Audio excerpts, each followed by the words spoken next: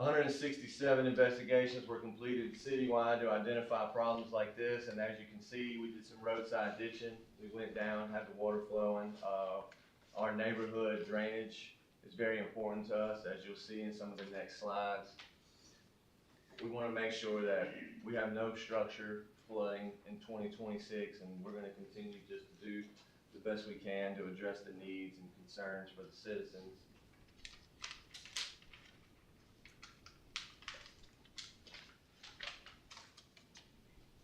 Over 350 miles of roadway have already been mowed, and that's just in 2 months. And if you ride around town, you see that we still need more. So, again, we're going to keep pushing forward with the beautification efforts, and in 2025 alone, we picked up 420 bags of litter. For a total in 2025, we had 235 work orders for street sweeping, mowing, signage, drainage issues, ditch clearing, point repairs, tree trimming, debris pickup, and litter control.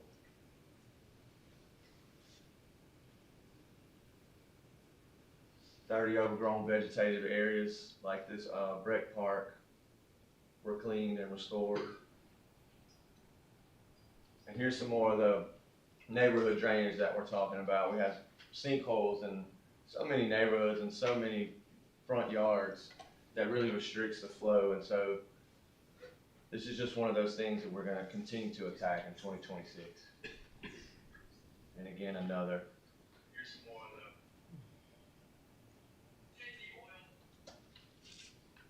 the and another. School flashers, it's very important that we keep our children safe. This is another responsibility that we have to make sure that these are working properly. And so if you see one when you're out, if you'll please report it to EJ and the ladies in the office, we'll make sure that they get replaced and fixed on time. And there's just a little glimpse of our team. On September 22nd, I was the only employee here with the Department of Public Works, and so we've stood it up quite fast, and now we have a full team that's out working every day for the citizens of St. George. And that's it. Thank you, sir. Thank you all so much. Any questions? Thank you. Thank you, sir. Landon, real quick before you leave, I think it's important for people to understand, especially when it involves drainage issues and drainage concerns, some of the processes that we're kind of going through to identify and the importance of our public interacting with us in whatever means possible, whether it be through social media feeds or through emails or through phone calls, in order to address some of these larger issues moving forward in this year and continuing past that. Yes, sir. So one of the things that we definitely need from the public is during these rain events that we've had the 1st of December and then just last weekend, unfortunately, if we don't submit it, then we don't know and we can't address the issues. And so the public has done a great job of sending us street flooding in and around different neighborhoods inside the city.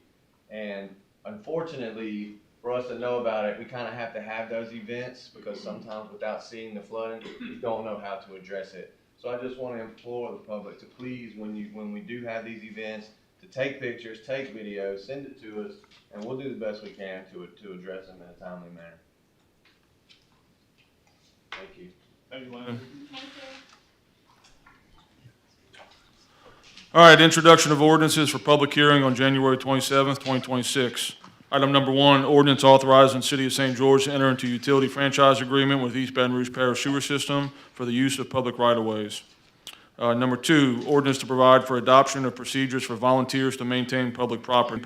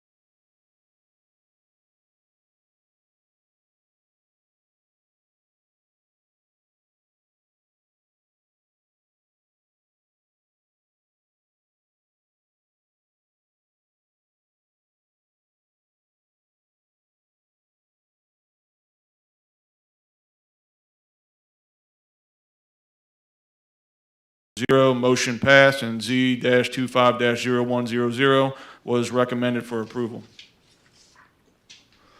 All right, items for public hearing and action. Item number 1, to pledge a 2% sales and use tax levied in the Harveston Economic Development District established by the Metropolitan Council of the City of Baton Rouge and Parish of East Baton Rouge to be used to finance costs of infrastructure development and to provide for related matters. Council, I would ask for a motion to defer this item for 30 days. Motion to defer? Second. Motion to defer by Edmonds, second by Merle. Anybody opposed to that? Hearing none, we will deal with this in 30 days. Item number 2, appointment of St. George Fire Protection Board of Commissioners. Current commissioners are Chairman Darrell Orso and Commissioner Chris Rosenthal. Both of these current members have sent in letters requesting reappointment to go along with their resumes, and they also both completed the required background check that we established last year. If you were going to be appointed to any board that is associated with St. George, you have to go through a background check. This is a public item. If anybody would like to speak on this, now would be your time.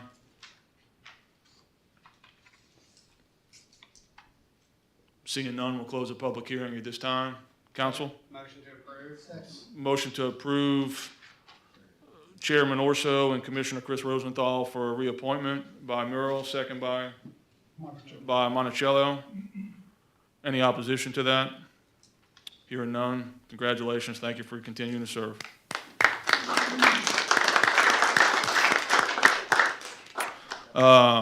Item number 3, resolution to approve the City of St. George 2025 Hazard Mitigation Plan. This is something that we did last year. We had a presentation on it, and it was previously approved. But when you're dealing with the federal government, sometimes you got to jump through more hoops. So apparently we didn't approve it exactly the correct way per federal government. So that's why it's before us here today. This is a public item. If anybody would like to speak on this item, now would be your time. Seeing none, we'll close the public comment period at this time. Council? Motion to approve. Motion to approve by Merle, second by Talbot. Any opposition? Hearing none, item has been approved. Item number 4, resolution authorizing mayor to expend $305,849 for sidewalk improvements in Barclay Place. This was something that's been on the books in Barclay Place, it's a neighborhood off of Perkins Road for quite some time. This is a cost match with the city parish. So Councilman Rowdy Goday and the city parish has allotted $400,000 for this project. This is a project that connects sidewalks that go both all the way to Perkins Road as well as all the way to Segan Lane on the opposite side. It also resolves some drainage issues in their particular neighborhood as well, but this deals with putting in culverts and closing off the open ditches in their neighborhood. This is a public item. If anybody would like to speak on this item, now would be your time. Seeing none, we'll close the public comment period on that item. Council? Motion to approve. Motion to approve by Monticello, second by Councilwoman Cook. Any opposition? Hearing none, item is approved. All right, number 5, resolution to endorse Move BR DOTD solution for Highland PQ. I'll just get straight to it here because we've got some cards for people that would like to speak on this item. Just so you know, when you come up here, if you haven't been here before, this isn't a back and forth. You can come up here, express your opinion on the item. You have 3 minutes. At the end of your 3 minutes, we'll let you know. Once we're all finished, then the council will have the opportunity to speak on the item as well, and then they'll choose to do what they choose to do. So first card I have on this item. Oh, yeah, I should do that, huh? The resolution is to endorse the realignment of Piku Lane and construction of either a modern single-lane roundabout or a traffic signal at the intersection of Highland Road and Piku, and to provide for related matters. First card I have here is for Donna Fresh, if she wishes to speak.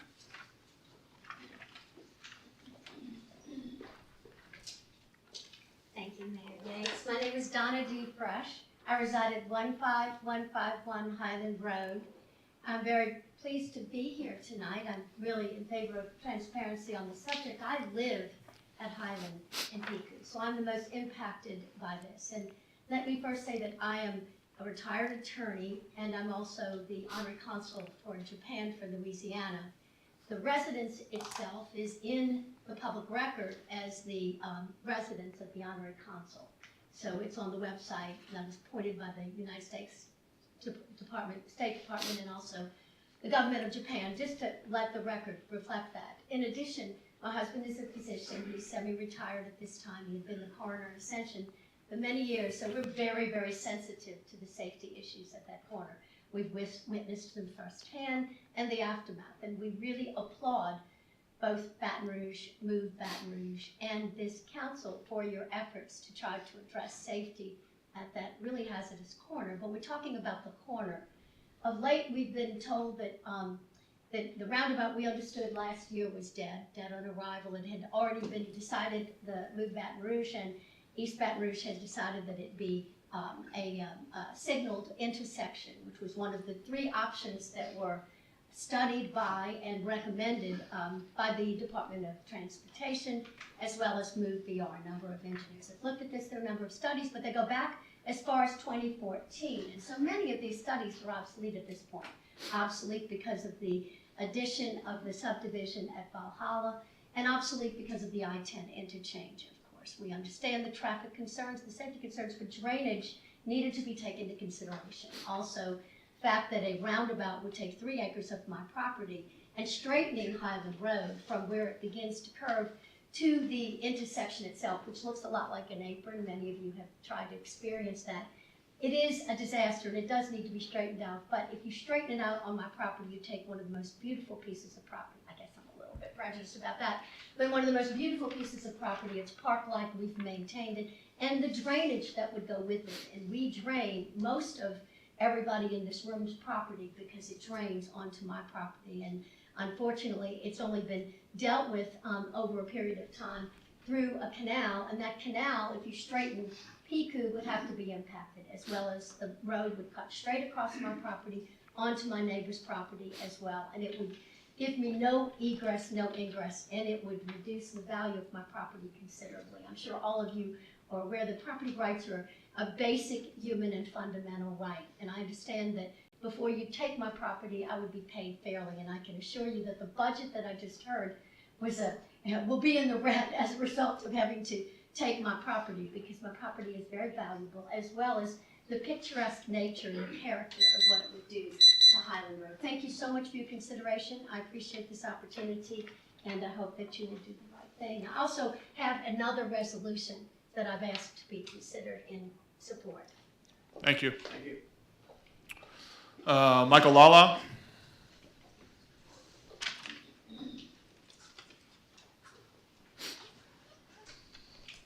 Turn on the mic here if it's not on. My name is Michael Lala. I live at 179145 Oaks Drive. I am not an attorney, but I've lived along Highland Road, less than a mile from that intersection for about 40 years. I've seen numerous people in the ditch, thousands of maybe, I don't know. Years ago, when Move Baton Rouge came up with this idea, it was for a bond issue, and it was voted for to put a roundabout in that area. That's what we all voted for. As citizens here, we all voted for that. You know, now DOTD wants to come in, they want to change it. You know, I don't see how they can do that. I mean, to me, it would be a misallocation of the money because it's not what was approved to do. I did a little bit of research, and the difference between roundabouts and intersections. The Insurance Institute for Highway Safety did a study of 567 roundabouts, and I'm going to quote here. Roundabouts reduce injury crashes by 75% at intersections where stop signs or signal lights were previously used for traffic control. If we're here about public safety, then this is a no-brainer, okay? Roundabouts are safety because they slow down the traffic. They eliminate right angle, left turn, and head-on collisions 100%. They improve traffic flow and then they're better for the environment. They reduce by 62% all crashes and 85% of reduction in injury crashes.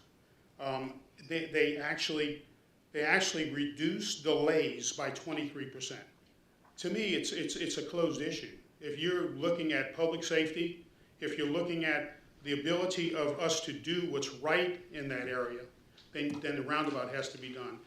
I was always concerned that it was being shoved down our throats, that they were gonna put traffic lights there. And it really bothers me, because, I mean, that's not what we approved as voters. And as a voter, I think that, you know, that we all are in a situation where we need to, you know, be accountable to what the people of East Baton Rouge Parish voted for, not just me and you and a few other people. Thank you for your time. Thank you, Michael. Peggy Daigle.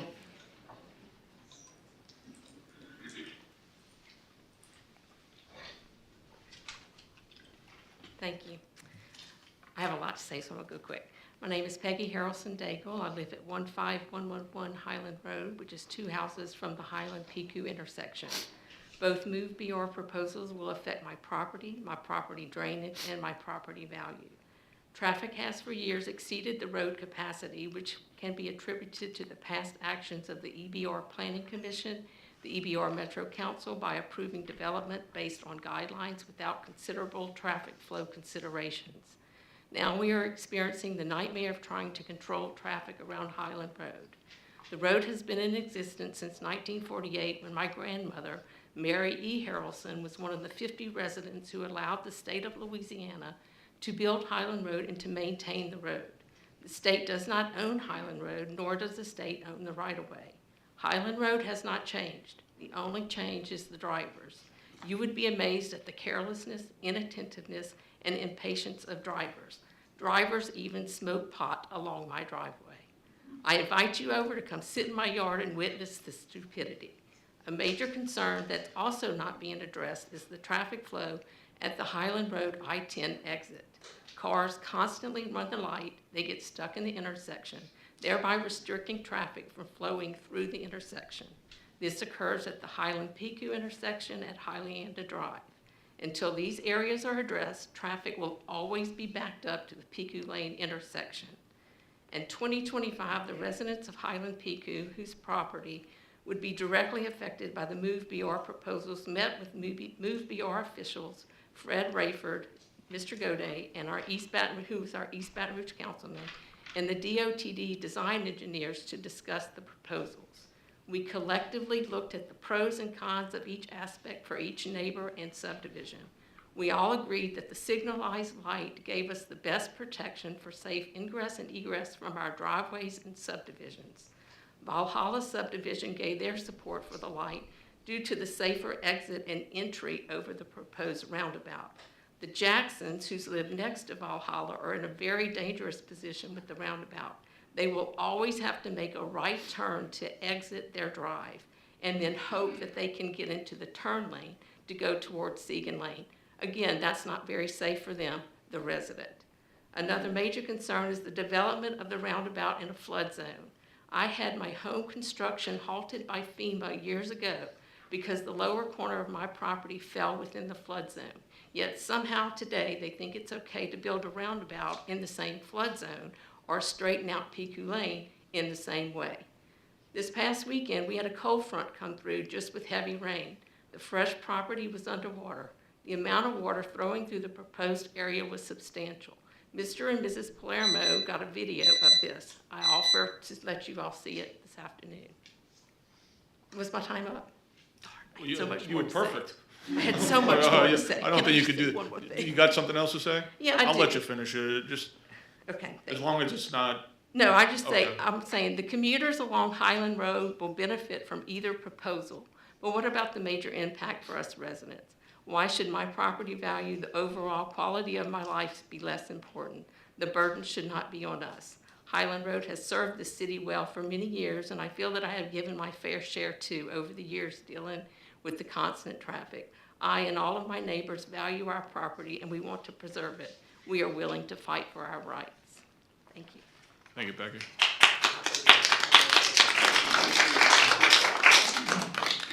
William Daigle.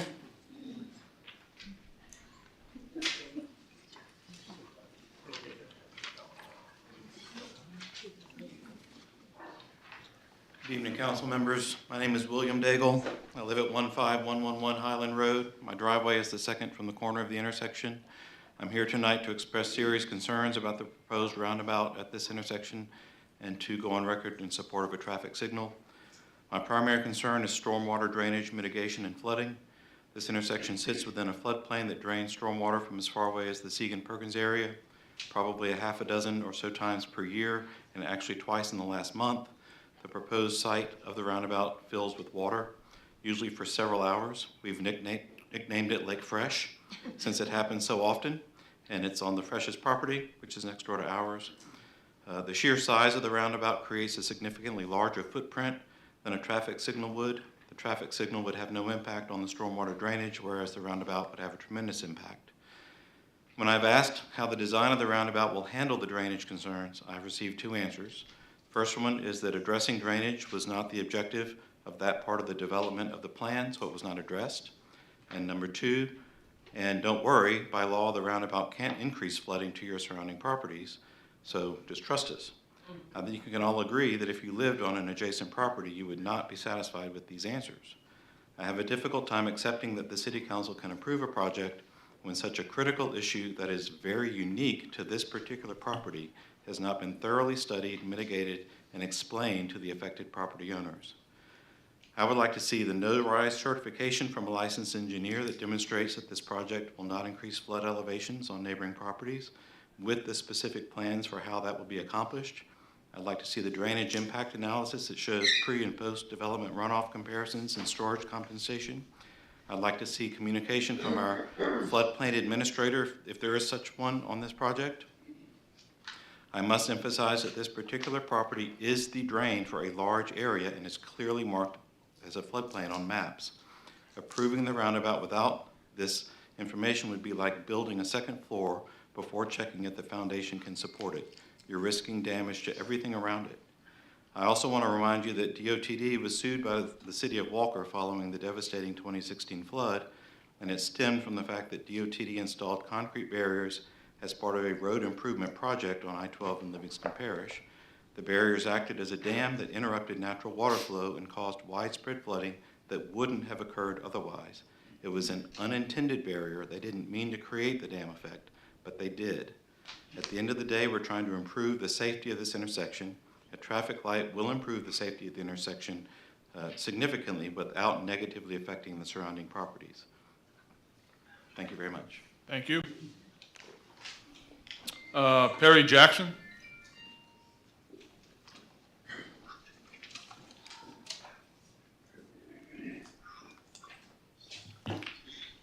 My name's Perry Jackson. I live at 15220 Highland Road. I am across the street from the Frishes. I'm going to be very brief here if I can. The water mitigation is atrocious. Valhalla has blocked up the drainage, put a sewer system in that was supposed to be in the back, in my front yard, totally blocked off all the drainage coming down Highland. I've had numerous conversations with people, and it's still, I have a lake in my front yard. In addition, the gentleman back there, the stats he suggested were a roundabout versus no traffic light. We're suggesting a traffic light. And the proposal, a roundabout was A grade. The lights were a B plus. Do you know the difference between the A and the B plus? Just curious, because that's what we're really discussing. And again, the drainage. You're taking a major creek, for lack of a better term, that fills down to the man shack. The volume of land you're going to have to take and the piping required to accurately diffuse that water will be immense. You're talking huge numbers. I do not understand how a group can come to that conclusion for a difference between an A and a B plus. You know, I've sat before these committees over and over again. And I pronounced that I got drainage problems, nothing happens. Valhalla does this. Valhalla was supposed to stripe the land, the lands. They didn't, because it wasn't signed after the meeting, even though they agreed to it. You know, there's just recurring issues where Valhalla gets away with stuff. The normal human is stuck with the consequences. And I'm sorry, until you fix the drainage, nothing can survive. Highland Road floods farther down. So you raise up that circle, where's that water gonna go? Further down, or in my front yard again. Do you realize that 1,000,000 gallons of water is less than an inch of rain over a quarter of an acre? A quarter of an acre. You just put a subdivision up on Piku. That water's gonna drain right in my front yard. You have to fix the drainage before anything else. The last point I have is, as a global CFO for Western Union, and I have to say, when we went to the meeting with the project managers, they were embarrassing. Not one of them could give a detail as far as traffic flow, water volumes, nothing. They were just doing a dog and pony show as if we were stupid. I would have fired every one of those project managers if they worked for me. And I had 8 of them working for me on global resolutions. I apologize for being a bit fervent, but I think you can understand I've been in front of these meetings and committees over and over again, and it's just painful. I would love if you guys would just show up, fix my drainage, fix my driveway that Entergy never fixed, even though they drove on my driveway. My front yard looks terrible because I can never mow it. I would love to have a conversation with you after the meeting and address some of these problems. That would be awesome. All right, thank you. Thank you. Thank you for your comments. All right, Joe Torito.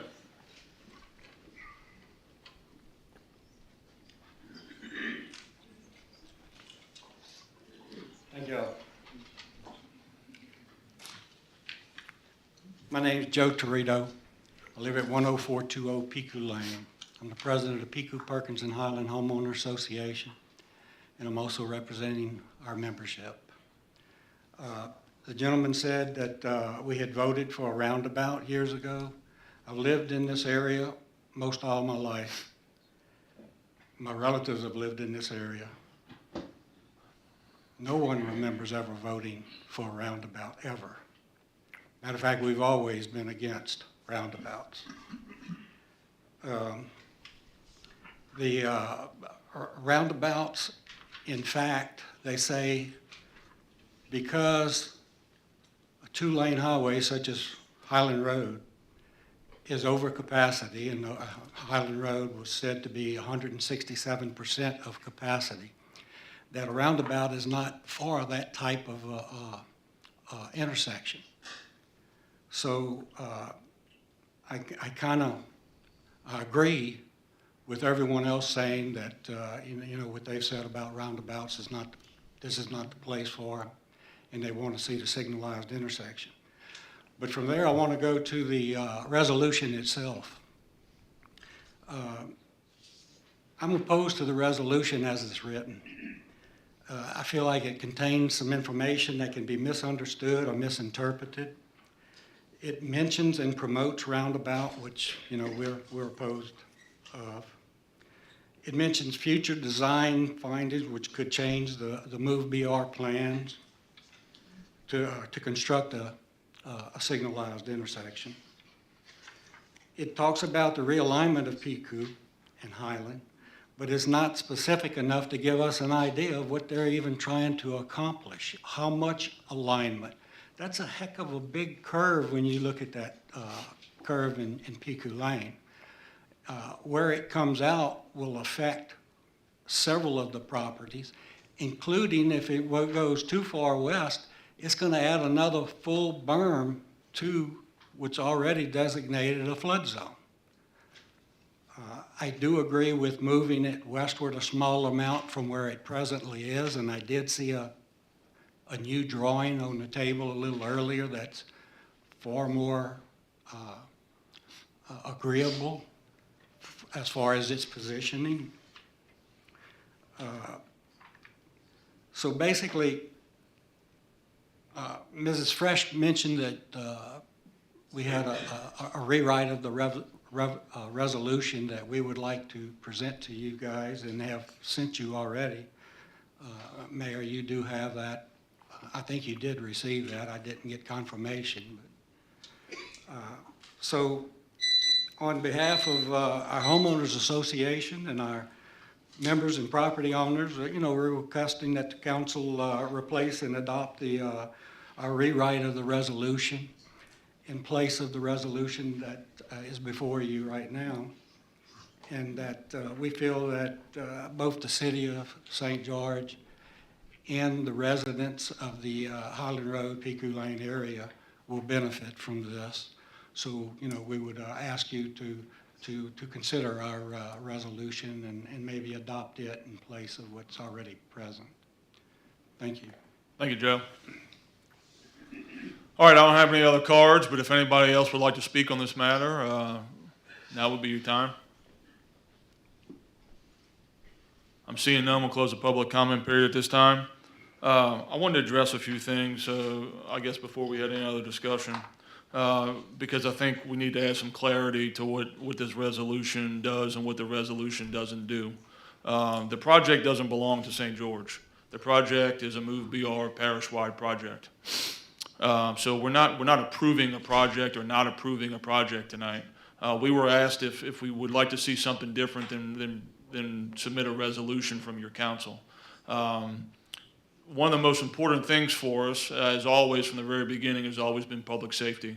And if you read all the studies, like I'm sure some of you all in here have, there's a large part of those studies that specifically addresses the public safety issues with the way that road is currently configured. And when I say that road, I mean PQ Road.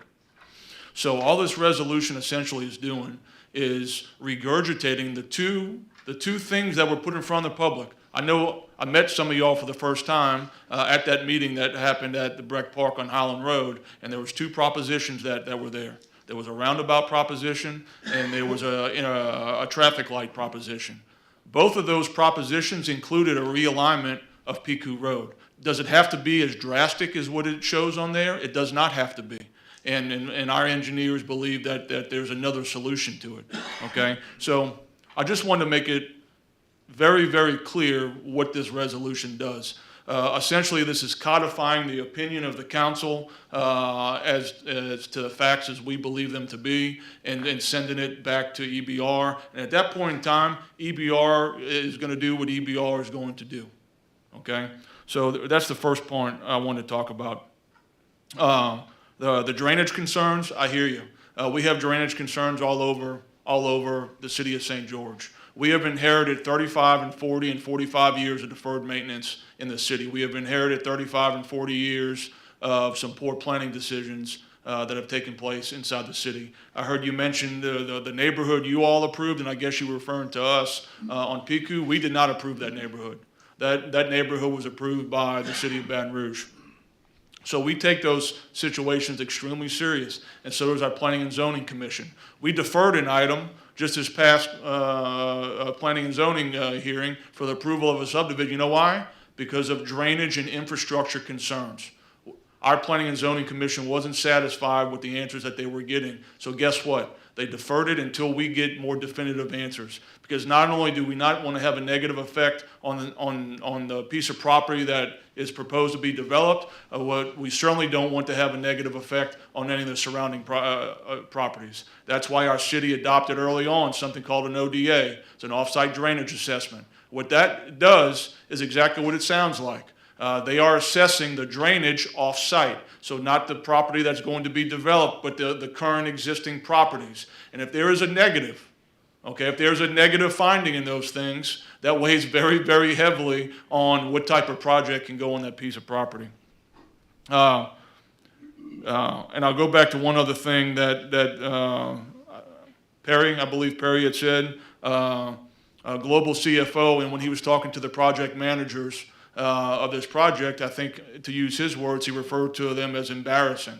Okay, maybe I don't use that language, but what you're asking us to do is just sit here and accept everything that they give us without having any input, right? And not having our ability to have our stake in the whole game, right? And we're not willing to do that. That's not why we became a city. That's not why you have a council in front of you. And I'll say it furthermore, if it wasn't for the city of St. George, all the people that came up here and talked tonight about the issues that this resolution brings on, you would have never had that opportunity.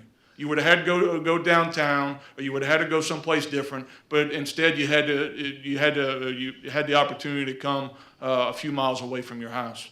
So that's also part of this process in doing the resolution, is to give you, the residents, an opportunity to speak on an item in your city, in your hometown, right?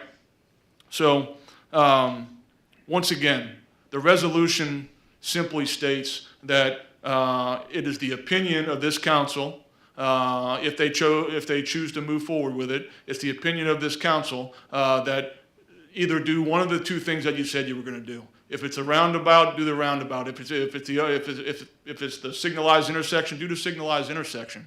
But whatever you choose to do, we want to make sure that our input is heard, and we do it the safest way that's going to protect the most people, have the least amount of impact on any drainage issues, and also make sure, and to Perry's point earlier as well, the answer that you got back as far as, well, we don't have definitive answers on what this is going to do to drainage, that's not acceptable to me. That's not acceptable to this council, okay? We want to make sure that for sure it's not going to have an adverse impact, but if we have the opportunity to actually create something that has a positive impact, which is why we're here and why we do what we do, then we want to make sure our voice is heard in there as well. So I'm done. I just wanted to make sure that and look, I certainly appreciate everybody's comments, and I appreciate your input in it. That's what makes a great city, is that people have the ability to come and talk in front of a group of elected officials, and you know, and it's a, you know, it should be a place where you feel comfortable because it's yours. So, council.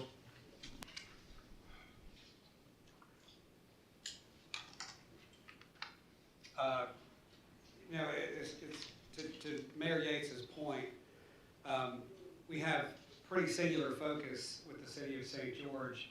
Number one is safety, two is drainage, three is roadways, and traffic safety. And this is an intersection that time and time again has shown that it must be changed. I don't think the comments tonight reflect that the group here, agree or disagree, don't want this intersection to change in some capacity. We just may have a difference in opinion as to the correct route to go with that change. I can only look at what's been put in front of me, and at this juncture, when I get two studies back and they definitively say this is my A solution, this is my B plus, whatever, B solution, and that's the two that's been put in front of us, then I'm going to think that those must be the two best solutions that are offered to satisfy those three goals in the city of St. George. And so what this resolution does is just reiterate, you propose two solutions. We would like you to utilize one of those two solutions that at some point you felt like were so definitively the best solutions you didn't even list other options. And I would like to utilize those solutions. Too often with East Baton Rouge, we've gotten a bait and switch over time where in the Greenlight project, they told us they were gonna get to Hushatu in phase 3, right? Still waiting. That's the Greenlight project. We've even moved on to Move BR. Hushatu's now in phase 3 of the Move BR project, which is never going to happen. These were things we were promised. These projects were promised to us. We want them to complete it. We want them to utilize the research and the studies and the due diligence that they should have used in obtaining their first 2 solutions. And we want to support the 2 solutions they told us would again accomplish our 3 goals, which is safety, traffic, and drainage. And I think those 2 solutions appear to accomplish that goal. I would urge you for it or against it to speak at the EBR Metro Council meeting when they take it up, if they take it up. They give you that option to speak. At this point, this is our resolution for hopefully a better Highland and PQ, and hopefully it's a path forward to getting you some traffic and drainage help. I'm tired of seeing white crosses and fatalities at intersections. And if we can do anything to prevent that, I think we have to take that initiative.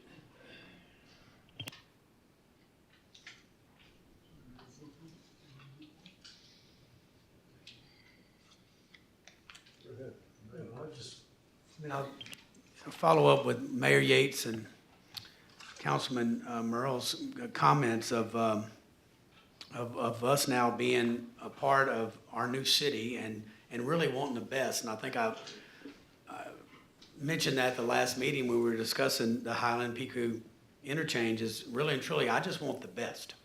I don't want to be satisfied with just what is given. I want the best. I think I even mentioned when we build something that they give us, but in 5 years down the road, we realize it didn't work. We're still having accidents. I remember one time we were in a council meeting, and a wreck occurred during our council meeting, and the person died while we were meeting and discussing, I believe, the Pico and Highland intersection. And so, I want the best. So if we go and build something that maybe is just okay, we say A, B, C, whatever, but then we realize that it's not, and we have to come back 5 years later and we have to do it again, it's more money that we have to spend. So I always kind of, it's a joke really, but I always kind of correlate things to like a car, because we all can use a car as an analogy, because we all look at them and we buy them. When I go to the dealership, yes, I want that Escalade. All right, I want this intersection to be the Escalade. And I understand sometimes we can't afford the Escalade. But how far are we willing to go down the barrel not to get what we want? I mean, I can take the SLT, I can take the next model, whatever, but I mean, how far until I have to switch? And so I want the best for this area, especially Highland and Pico, as historic as it is. I want the best for all the neighbors. In a way, I kind of want a middle ground, that everyone would be happy. I see the flooding, I see the pictures. I drive it all the time. I hate the rain and the water that builds up into Miss Fresh's yard. I want to fix all that stuff. And so, I think this resolution allows us to maybe put it back in their hands to try to figure out the best solution that makes everyone happy. I think we're almost there, that I think everybody will be happy. And so, that's where I stand with it. Thanks. Not to beat a dead horse, but in agreement with pretty much what's been said so far, there's one other item I want to put out there. Move BR is subsidizing this project. We don't want to take the attitude of let's take our ball and go home. That money, which I've heard anywhere from $3.5 million to $8 million, is your money. EBR parish funding, that's your money. You have as much right to it as anybody else in this parish. They're earmarking this for this, I want them to use it for this. And as Richie stated, I want what's best for everybody too. We hope we can get there. That's all I got.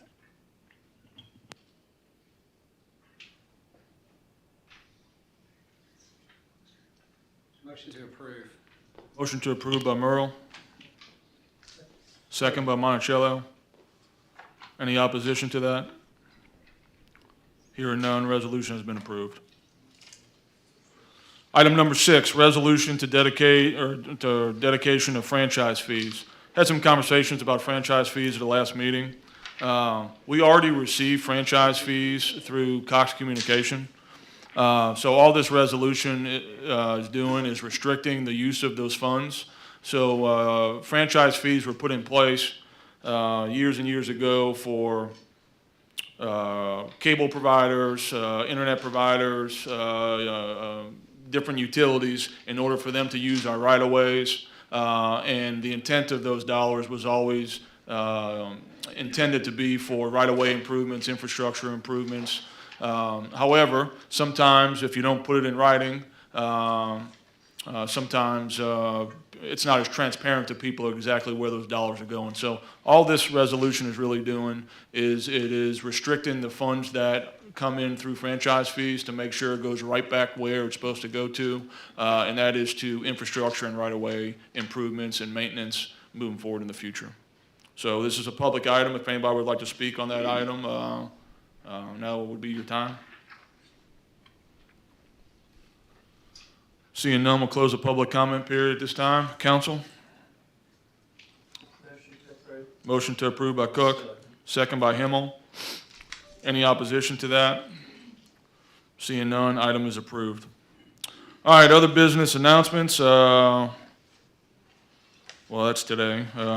City Hall is closed Monday, January 19th for Martin Luther King Jr. Day. Our Chamber of Commerce. So we're starting our own St. George City Chamber of Commerce. The first public meeting will be Monday, January 26, 2026 at 6 p.m. at Grace Life Fellowship Church. That is a church off of Barron's Reforman Road. I would strongly encourage if you're a business owner or you just want to get more involved, this is a wonderful opportunity to get involved with your community. Next city council meeting will be January 27th, 2026 at 5 p.m. Board of Adjustment meeting will be Monday, February 2nd, 2026 at 5 p.m. Planning Commission meeting Monday, February 2nd, 2026 at 6 p.m. Zoning Commission meeting Monday, February 2nd, 2026 at 6 p.m. And our administrative hearing court is Friday, January 16th, 2026 at 9 a.m. and 1 p.m. And that's all I have for other business. Do I have a motion to adjourn? Motion adjourned. Motion to adjourn by Merle, second by Himmel. Anybody opposed?